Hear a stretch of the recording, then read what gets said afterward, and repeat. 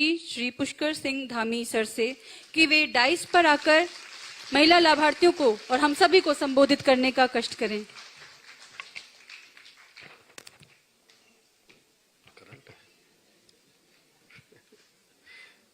भारत माता की, भारत माता की, मातृशक्ति की, मातृशक्ति की। मुख्यमंत्री एकल महिला स्वरोजगार योजना के आज शुभारंभ अवसर पर अभी आप सब जिनको सुन रहे थे, आप सभी के लिए लगातार समर्पित होकर नई नई योजनाओं को लाने वाली हमारी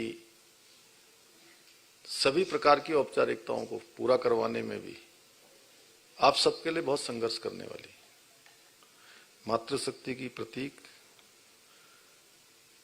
महिला बाल विकास, महिला सशक्तिकरण एवं अनेक विभागों की मंत्री आदरणीय रेखा जी और मंच पर उपस्थित सचिव श्री चंद्रेश जी, बंसीलाल जी और सभी अधिकारीगण बाल विकास विभाग के और सभी जनपदों से आई हुई सभी हमारी मातृशक्ति, हमारी बहनें, मैं सबसे पहले तो आज के इस विशिष्ट कार्यक्रम में आप सब प्रदेश के कोने कोनों से यहाँ पधारे हैं, मुख्य सेवक सदन में आप सब पहुंचे हैं।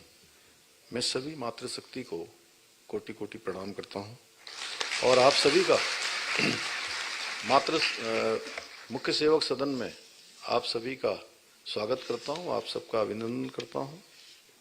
और अभी जैसा रेखा जी ने बहुत विस्तार से बताया कि सच में आज का दिन बहुत ही ऐतिहासिक दिन है हमारे लिए, जहां हम मातृशक्ति के सशक्तिकरण के लिए, उनके सम्मान के लिए, उनको आगे आने के लिए हम सब मिलकर एक नए युग का सूत्रपात करने जा रहे हैं। क्योंकि आज एक ऐसी योजना जिसका शुभारंभ होने जा रहा है जो न केवल आप सभी को आर्थिक रूप से सशक्त बनाएगी, बल्कि आपकी सुरक्षा, सम्मान और आत्मनिर्भरता का भी एक मजबूत आधार प्रदान करने वाली है। ये मेरे लिए अत्यंत हर्ष का विषय है कि आज इस मातृशक्ति को समर्पित मुख्यमंत्री एकल महिला स्वरोजगार योजना का आज शुभारंभ करने का आप सबके बीच में ये सौभाग्य प्राप्त हो रहा है। और आज हम केवल एक योजना को शुभारंभ नहीं कर रहे हैं, बल्कि हमारे प्रदेश की उन लाखों लाख महिलाओं के संघर्ष, उनके साहस, आत्मविश्वास को भी एक नई दिशा देने जा रहे हैं, जिन्होंने जीवन की विषम परिस्थितियों में कभी हार नहीं मानी। और सच में वैसे भी जो है कई बार जो कठिन चुनौतियां होती हैं, कठिन अवसर होते हैं, वो हमारे लिए वो चुनौती, वो कठिन समय जब हम साहस से काम लेते हैं, आत्मविश्वास से काम लेते हैं और अपने ऊपर भरोसा करते हैं और भगवान के ऊपर भरोसा करते हैं, तो वो सभी परिस्थितियां, स्थितियां, चुनौतियां, कठिन समय हमारे लिए एक अवसर बन जाता है, अपने को प्रूव करने का अवसर बन जाता है। और सच में आप सब लोगों ने अपने आप को प्रूव किया है, अपने को सिद्ध किया है और सरकार आपके साथ खड़ी है इस योजना के माध्यम से। और आने वाले समय में आप सभी लोग हमारे राज्य समेत, जैसा रेखा जी कह रही थी, हमारे राज्य समेत पूरे देश की जो हमारी मातृशक्ति है, जिनके सामने कठिन स्थितियां, परिस्थितियां पैदा हो जाती हैं, उन सभी के लिए प्रेरणा का स्रोत बनने वाली है। और हमारे शास्त्रों में कहा गया है कि शिव भी तभी समर्थ हैं जब वो शक्ति से युक्त हों, क्योंकि शक्ति के बिना कोई भी सर्जन, कोई भी सामर्थ्य संभव नहीं है। इसलिए नारी शक्ति के सामर्थ्य के बिना कोई राष्ट्र और कोई समाज वास्तविक उन्नति की कल्पना उससे करना संभव नहीं है जब तक कि हमारी मातृशक्ति हर दृष्टि से मजबूत न हो, आत्मनिर्भर न हो, उनका सशक्तिकरण न हो। इसलिए नारी शक्ति के सामर्थ्य के बिना ये संभव नहीं है, क्योंकि जब एक महिला सशक्त होती है, मजबूत होती है, तो न केवल अपने परिवार को और समाज को सशक्त बनाती है, संवारती है, बल्कि देश और समाज की उन्नति में भी बहुत महत्वपूर्ण योगदान देती है। जहां स्वयं आगे बढ़ती है, वहीं दूसरों को भी आगे बढ़ाने का काम करती है।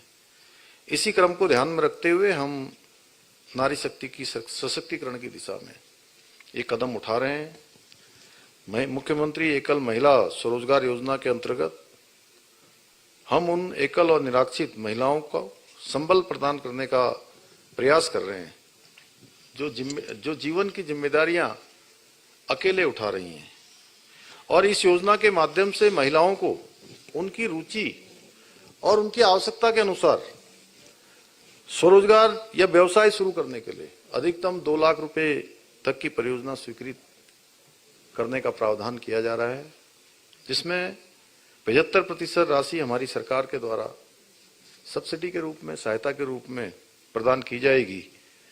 और मुझे ये बताते हुए हर्ष हो रहा है कि आज इस योजना के पहले चरण में 6 जनपदों बागेश्वर, देहरादून, नैनीताल, पौड़ी, टिहरी और उधम सिंह नगर की हमारी 484 मातृशक्ति को, हमारी बहनों को पहली किस्त के रूप में 3 करोड़ 45 लाख रुपए की धनराशि सीधे उनके बैंकों में अभी ट्रांसफर हो गई है। जब आपको अभी आपका फोन बाहर मिलेगा तो उसमें आपका संदेश आपको प्राप्त हो जाएगा। ठीक है ना बैंक वालों? ऐसा तो नहीं है ना कि कहीं ऐसा ना हो कि मैं यहां से बोल रहा हूं और बैंक में पैसा नहीं गया है। चेक करवा लीजिएगा अभी है। और इसके साथ ही जो हमारे बचे हुए शेष 7 जनपद हैं, उसकी 540 महिलाओं को भी लगभग 4 करोड़ रुपए इसी महीने के अंत तक या मार्च तक, जैसा अभी विभागीय सचिव ने बताया यहाँ पर, डीबीटी के माध्यम से उनके खातों में भी पहुंच जाएगा। और इस योजना में जो प्रावधान किया गया है, हमने जो विधवा हैं, परित्यक्ता हैं, तलाकशुदा हैं या किसी भी कारण से अकेले जीवन जीने को या भार उठाने के लिए मजबूर हैं, उनको ही नहीं बल्कि उसके अतिरिक्त जो एसिडिक किसी आपराधिक घटना की पीड़ित बेटियों के साथ ट्रांसजेस्टर को भी उसमें शामिल किया गया है। मेरा मानना है कि ऐसी महिलाएं सहानुभूति की नहीं बल्कि अदम्य साहस की जीवंत मिसाल होती है। हम उनके साथ खड़े होकर उनके कदम से कदम मिलाने का काम कर रहे हैं, उनके साहस को और बल देने का काम कर रहे हैं। मुझे पूरा विश्वास है कि ये योजना हमारे प्रदेश की मातृशक्ति को न केवल आगे बढ़ने का अवसर देंगी, आर्थिक रूप से न केवल सशक्त बनाएंगी, बल्कि हर दृष्टि से अपने अधिकारों और सम्मान की रक्षा के लिए भी उनके अंदर और आत्मबल पैदा करेंगी, उनको हर दृष्टि से साहस प्रदान करेंगी। हमारी सरकार का यह भी मानना है कि नारी केवल परिवार की धुरी नहीं है, बल्कि वे समाज की और राष्ट्र की आत्मा है। नारी शक्ति का अर्थ केवल करुणा और ममता तक सीमित नहीं है, बल्कि उनमें साहस है, नेतृत्व और समाज में परिवर्तन करने की अपार क्षमता है, अपार संभावनाएं उनके अंदर है।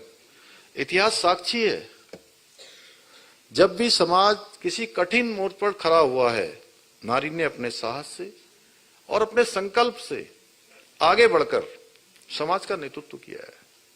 यानी कि जहां पर भी समाज को, राष्ट्र को उनकी आवश्यकता पड़ी है, वो हर समय वो आगे बढ़ी है। और मैं सच बताऊं तो मैं अभी इसी महीने लगभग 10 दिन पहले कोटद्वार गया था। वैसे तो मैं किसी भी कार्यक्रम में जाता हूं और अपनी बहनों को देखता हूं तो मेरे अंदर मेरा भी आत्मविश्वास बढ़ जाता है, मेरी भी ऊर्जा बढ़ जाती है। वो इसलिए कि मैं पूरे प्रदेश के अंदर हमारी बहनों के द्वारा जितने कार्यक्रम होते हैं या जो कार्यक्रम हमारे सरकारी हों गैर सरकारी हों, उन कार्यक्रमों में जब मैं प्रतिभाग करता हूं तो मैं देखता हूं कि एक तो हमारी जो महिलाएं हैं उनके जीवन में कितनी कठिनाइयां हैं, और सुदूरवर्ती क्षेत्रों में हो या इन क्षेत्रों में भी हर जगह अपनी चुनौतियां हैं, परेशानियां हैं, कठिनाइयां हैं, लेकिन उसके बावजूद भी उनके द्वारा जितने उत्पाद बनाए जा रहे हैं, जितनी प्रदर्शनी लगाई गई, जितने स्टॉल लगाए गए, उनमें इतने शानदार उनके उत्पाद हैं, उनके द्वारा बनाए गए सामान हैं कि सच में उनको देख के मन प्रसन्न हो जाता है। और उससे ज्यादा प्रसन्नता तब होती है जब समूह की बहनें कहती हैं कि हम आपको धन्यवाद भी कर रहे हैं कि आपने जो है हमको हर जगह आगे बढ़ने के लिए काम किया है।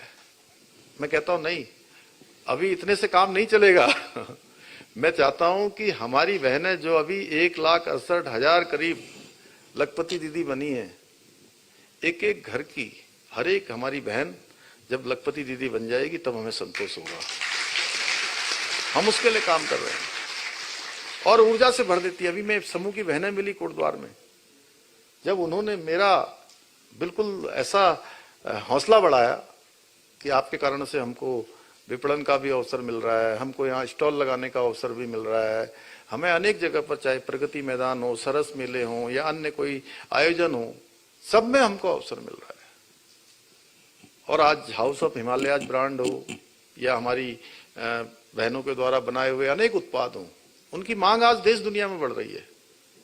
और कम साधनों में, कम संसाधनों में, परेशानियों के बाद भी इतनी अच्छी क्वालिटी, अच्छी गुणवत्ता उनकी, अच्छी पैकेजिंग, साफ सफाई, सच में वो हमारे केवल उन बहनों के समूह की नहीं बल्कि वो हमारे उत्तराखंड की भी पहचान बनती जा रही है कि ये उत्तराखंड का उत्पाद है। इस प्रकार से उनकी पहचान हो रही है। इसलिए अनेक क्षेत्रों में बहुत अच्छा अच्छा काम आज हमारी बहनें कर रही हैं। और मैं तो कहता हूं कि प्रधानमंत्री जी के मुंह से निकले हुए शब्द जो बाबा केदार के धाम में निकले थे, वो सामान्य शब्द नहीं थे। उनके शब्द थे, ये दशक 21वीं सदी का तीसरा दशक उत्तराखंड का होगा। तो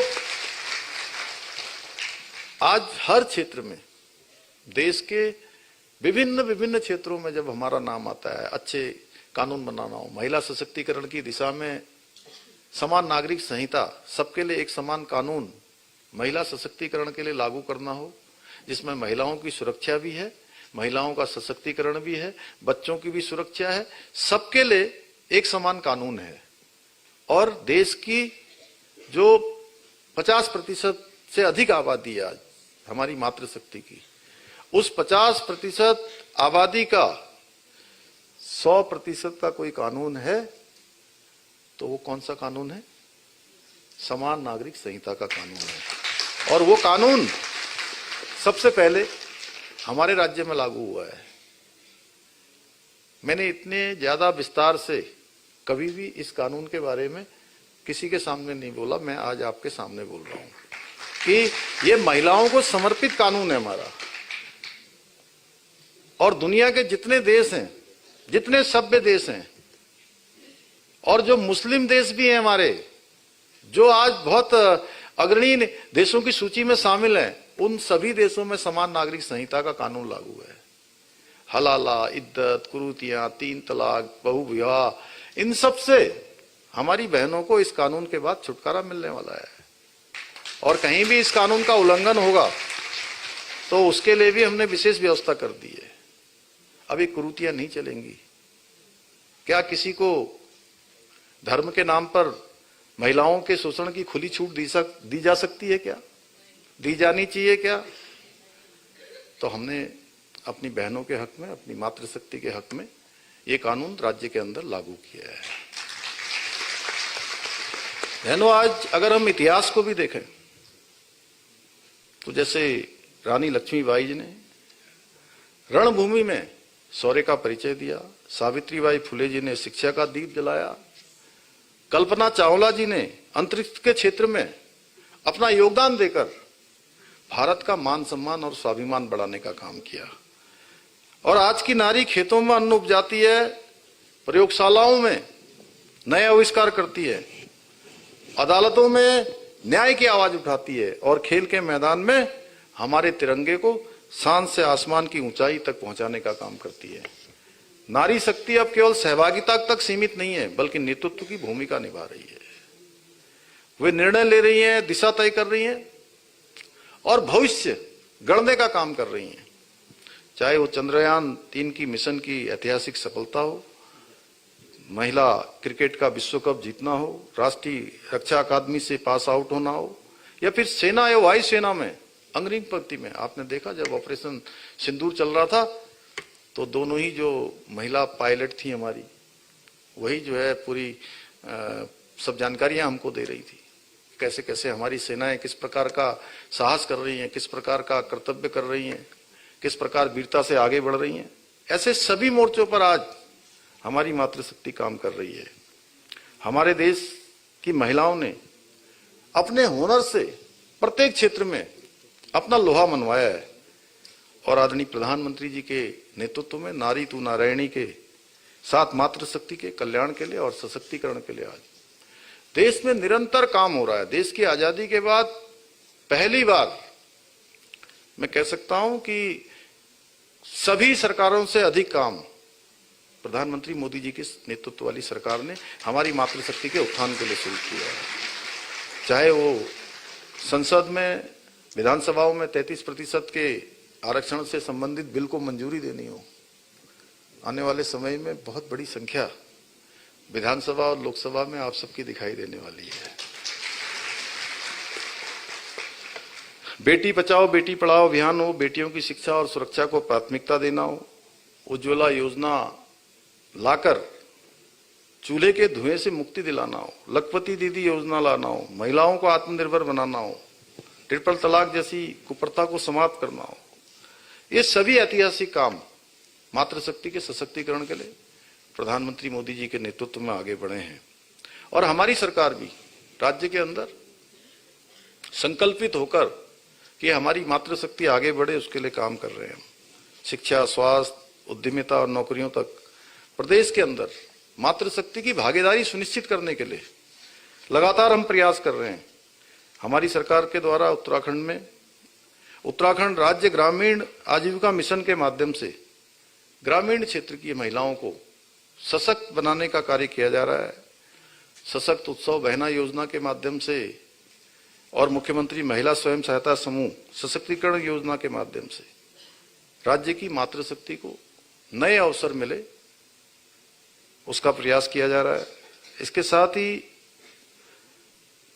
मुख्यमंत्री उद्यमशाला योजना के अंतर्गत पहले इनक्यूबेटर था, ये इसका नाम रूरल इनक्यूबेटर जो हमारा हवालबाग में और कोटद्वार में खुला हुआ था, अब हमने कहा है कि प्रत्येक जिले में इसका नाम बदलकर मुख्यमंत्री उद्यमशाला कर दिया है। और ये पहले केवल 2 ही जगह पर ट्रेनिंग होती थी, हवालबाग अल्मोड़ा में और कोटद्वार में, गढ़वाल मंडल का यहाँ और कुमाऊं मंडल का हवालबाग में। हमने कहा कि इससे काफी सारे हमारी जो बहनें आगे बढ़ना चाहती हैं, उनको प्रशिक्षण की आवश्यकता है, अनेक काम वो शुरू करना चाहती हैं, तो उनको घर के पास उनके जिला मुख्यालय में, जिला के आसपास कहीं ना कहीं इस उद्यमशाला के माध्यम से उनकी ट्रेनिंग होनी चाहिए, उनका प्रशिक्षण होना चाहिए। इसलिए प्रत्येक जिले में ये महिला उद्यमशाला योजना के अंतर्गत काम किया जा रहा है और उनके द्वारा निर्मित उत्पादों को एक ब्रांड के रूप में विकसित करने का भी काम किया जा रहा है। इतना ही नहीं, हम 15,000 से अधिक महिला उद्यमियों, स्वयं सहायता समूह और लखपति दीदियों को इसकी सुविधा प्रदान कर रहे हैं। महिला मुख्यमंत्री उद्यमशाला योजना के अंतर्गत लोकल फॉर वोकल हो, उसके माध्यम से, या लोकल टू ग्लोबल, हमारे जो उत्पाद हैं आज उनको वैश्विक पहचान मिल रही है। हाउस ऑफ हिमालय ब्रांड आज हमारा एक देशव्यापी और मैं कहूं कि देश के बाहर भी हमारा एक प्रमुख ब्रांड बनता जा रहा है। जिसके अंतर्गत हम उच्च गुणवत्ता वाले उत्पादों को विभिन्न ई कॉमर्स प्लेटफॉर्म्स और इन हाउस स्टोर्स के माध्यम से लोगों तक पहुंचा रहे हैं। मुझे बताते हुए आप सबके बीच में अत्यंत प्रसन्नता हो रही है कि आज राज्य में लगभग 5 लाख महिलाएं और 70,000 से अधिक स्वयं सहायता समूह बनाकर अपना व्यवसाय कर रही हैं। और वो केवल अपना ही रोजगार नहीं कर रही हैं, अपने स्वरोजगार के साथ साथ अन्य लोगों को भी स्वरोजगार से जोड़ने का काम कर रही हैं। और इतना ही नहीं, 7,000 से अधिक ग्राम संगठन, 5,000 से अधिक क्लस्टर संगठनों के माध्यम से राज्य की महिलाएं सामूहिक नेतृत्व की एक अद्वितीय मिसाल पेश कर रही हैं। और ये जो विद्या होती है, काम होता है, प्रशिक्षण होता है, ये एक ऐसी भगवान की दी हुई विद्या होती है कि इसको जितना दूसरों को भी बताया जाएगा, सिखाया जाएगा, शिक्षा दी जाएगी, प्रशिक्षण दिया जाएगा, वो उतना ही बढ़ता है। क्योंकि क्या कहते हैं कि जैसे पुस्तक में लिखी हुई विद्या, पुस्तक में लिखी हुई विद्या और दूसरे के हाथ में दिया हुआ धन, ना तो जो है समय आने पर पुस्तक में लिखी हुई विद्या काम आती है, न ही वो धन काम आता, हमारे शास्त्रों में कहा गया है। इसलिए विद्या का जितना प्रचार प्रसार हो, जितना लोगों को बढ़ाया जाए, उतना हमको देना चाहिए। मैं उन बहनों को भी नमन करता हूं जो स्वयं के साथ साथ अन्य लोगों को भी आज रोजगार से जोड़ रही हैं। प्रदेश की हमारी मातृशक्ति के द्वारा अनेक काम किए जा रहे हैं और हम भी राज्य के उत्पादों की प्रोसेसिंग, पैकेजिंग, बिक्री के लिए एक सशक्त इकोसिस्टम तैयार करने पर लगातार काम कर रहे हैं। सरकारी नौकरियों में हमारी बहनों का, मातृशक्ति का सशक्तिकरण हो, उनको हर अवसर मिले, इसके लिए हमने पहले ही 30% का आरक्षण सरकारी सेवाओं में लागू किया है। वहीं समान नागरिक संहिता हम लागू ही कर चुके हैं। इसके अतिरिक्त अनेक काम हम आगे बढ़ा रहे हैं। अभी मैं आज इस अवसर पर आप सभी से कहना चाहता हूं, कई बार बहुत सारे लोग तमाम प्रकार के फैब्रिकेटेड माहौल भी बनाते हैं, झूठी बातें, अफवाहें फैलाने का काम करते हैं। आप देख रहे होंगे कि आज से लगभग 3.5 साल पहले राज्य में एक दुखद घटना घटी थी। हमारी बेटी, हमारी बहन अंकिता भंडारी, बहुत पीड़ादायक घटना थी। उस घटना को आप सब लोग नजदीक से जानते हैं। अब घटना हुई और घटना की जैसे ही हमको जानकारी मिली, हमने तत्काल सारे जो भी उसके आरोपी थे, अपराधी थे, जो भी उस कृत्य में शामिल थे, उन सभी को तत्काल गिरफ्तार किया गया और 3 लोगों के नाम उसमें आए थे। तीनों को गिरफ्तार करके जेल भेजा गया।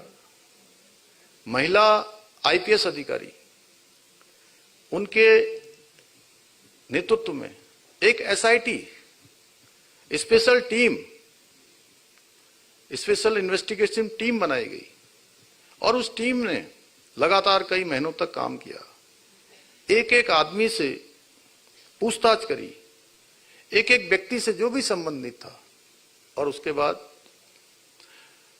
एक अखबार में भी निकाला, समाचार दिया कि अगर इस घटना से संबंधित किसी के पास भी कोई भी जानकारी है तो वो पुलिस को दे सकता है, एसआईटी टीम को दे सकता है।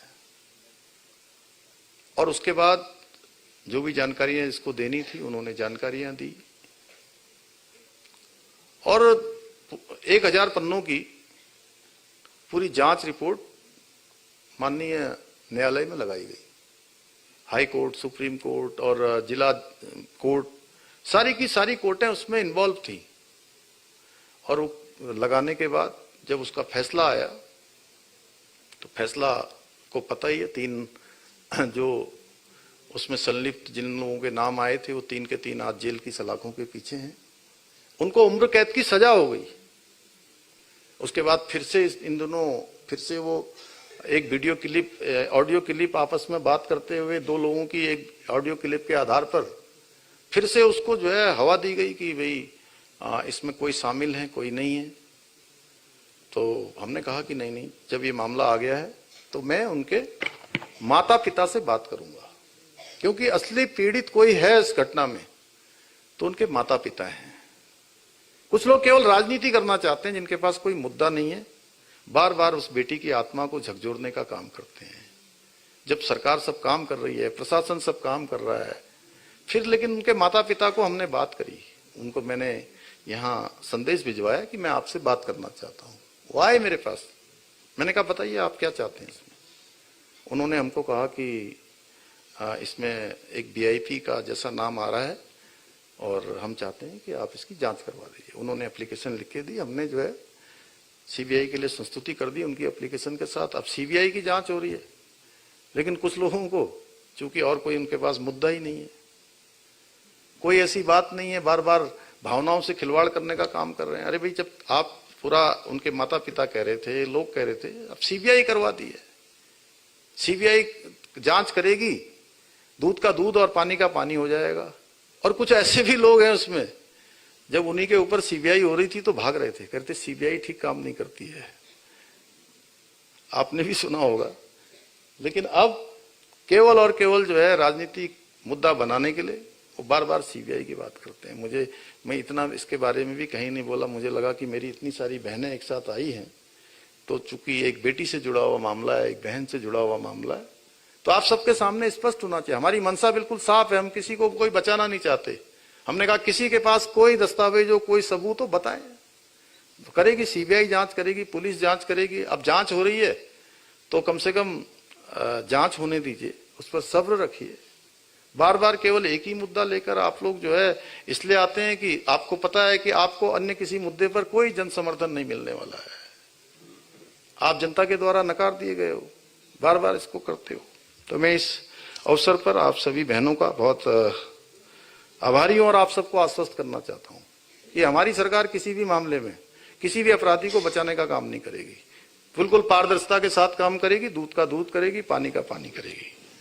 और मैं ये भी कहना चाहता हूं कि आपका ये भाई आपके अधिकारों और आपके सम्मान की रक्षा के लिए पूरी शक्ति के साथ, पूरी निष्ठा के साथ और समर्पण के साथ निरंतर काम हम करते रहेंगे।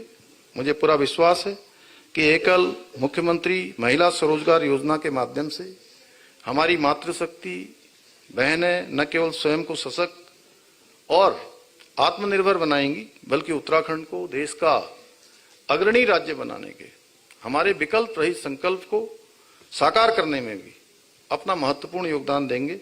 इसी विश्वास के साथ मैं आप सभी के उज्जवल भविष्य की कामना के साथ अपनी बात को समाप्त करता हूं। धन्यवाद।